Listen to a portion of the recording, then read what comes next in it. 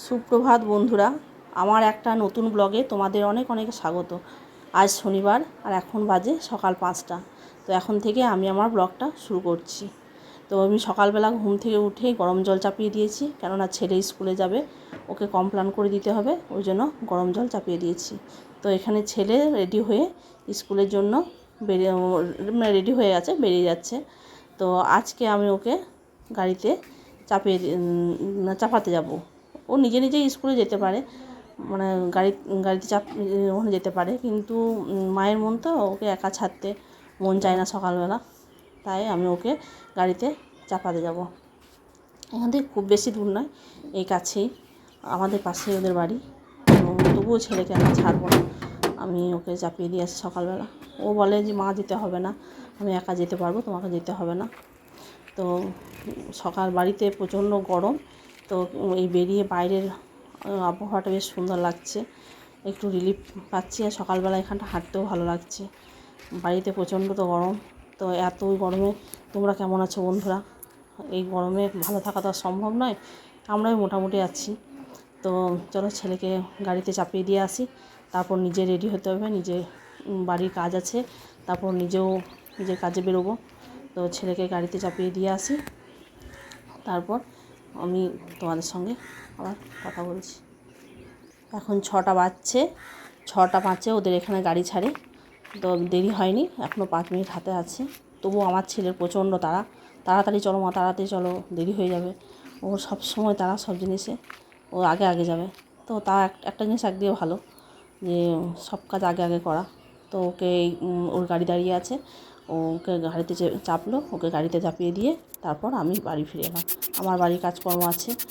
তো সকালবেলা ঘুম থেকে উঠে আমার বাড়ির উঠোনের অবস্থা খুব খারাপ হয়ে থাকে, কেন উঠোনে আমার বাউন্ডারি নেই। আর সারা রাত কুকুর ছাগলে দৌড়াত্তি, এই যে বালিগুলো আছে, সারা রাত ধরে কুকুরে এগুলো সব মানে গোটা উঠোন করে দেয়। এবার সকালবেলা উঠে উঠোনটা ঝাড় না দিয়ে আর কোনো কাজ করা যায় না, পায়ে পায়ে গোটা বাড়িতে বালি হয়। তো এই ঝাড় দেওয়া হলো, ঝাড় দিয়ে আমি বাসন ধুতে চলে এলাম। আমাদের রাতে খেতে প্রচণ্ড দেরি হয়, রাতে বাসন ধোয়া হয় না, তাই আমি প্রত্যেকদিন সকালেই ঘুম থেকে উঠে বাসি বাসনগুলো ধুই। তো বাসনগুলো ধুতে চলে এলাম। আর রাতে অনেকটা রাত হয় বলে বাসন ধোয়া যায় না, সকালে উঠে বাসনগুলো ধুই। তো চলো আমি বাসনগুলো ধুয়ে নিই, তারপর আমাকে রেডি হতে হবে। আমার বাড়িতে কোনো কাজের মেয়ে নেই, আমি বাড়ির সমস্ত কাজ নিজের হাতে করি, কেননা আমি বাড়ির সমস্ত কাজ নিজের হাতে করতে পছন্দ করি। যতদিন পারি ততদিন নিজের হাতে করি, যখন পারবো না তখন হয়তো কাজের মেয়ে রাখতে হবে, কিন্তু এখন যেহেতু পারছি অতএব নিজের কাজ নিজের হাতেই করি। তো আমার এমনি খুব অসুবিধা হয়, বাড়ির কাজ আছে, বাইরের কাজ আছে, ছেলে আছে, হয়তো সারাদিন এতটুকু সময় পায় না নিজের জন্য। তো তার মধ্যেও নিজের মধ্যে সময় বাই করি।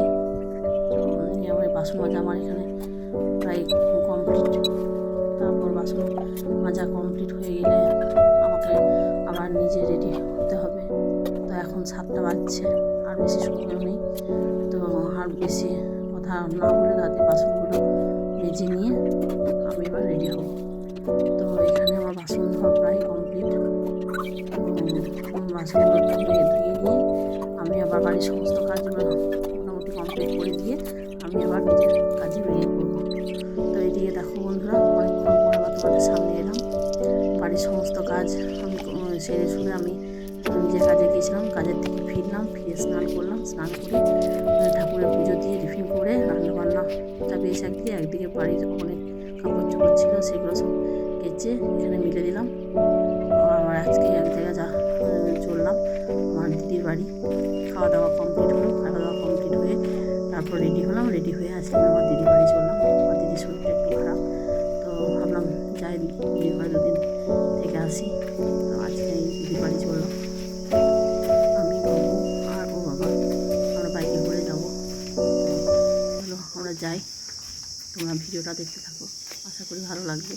তো এই যে দেখতে পাচ্ছ বাইকে করে বাবু আর আমরা 3 জনে মিলে ব্যাগটা খুব দিদির বাড়ি।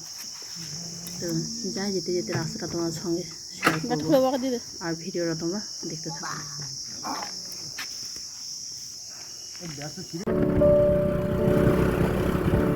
রাস্তায়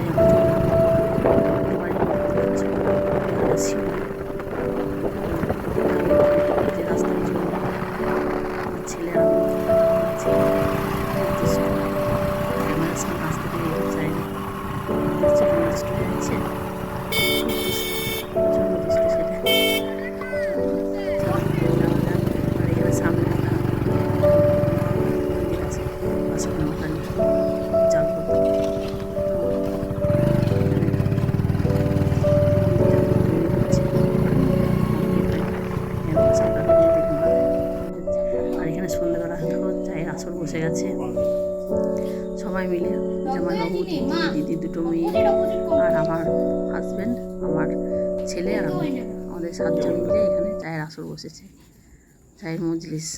তো আজকে হচ্ছে শনিবার, তো আজকে আমার ছেলের স্পোকেন ইংলিশ ক্লাস ছিল, আর তারপরে স্পোকেন ইংলিশের পর ক্যারাটেও ছিল। তো আমার ছেলেকে স্পোকেন ইংলিশ ক্লাস আর ক্যারাটে করিয়ে ওর বাবা নিয়ে এলো।